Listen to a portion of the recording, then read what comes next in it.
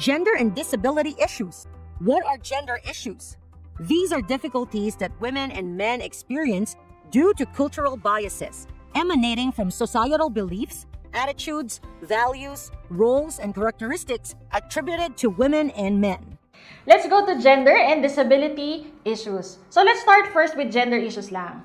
Sa gender issue, between men and women, ang usually pinagtatalunan or usually issues nila ay yung mga culturally arranged roles for men and women. Usually dito talaga kasi ano ba yung biases mo about women? Dapat women ganito lang ginagawa, kababae mong tao, wag kang bulala, etc. etc. So, mas nandito nakakiling talaga, leaning towards talaga yung biases natin sa cultural differences ng roles na dapat meron ng babae at lalaki.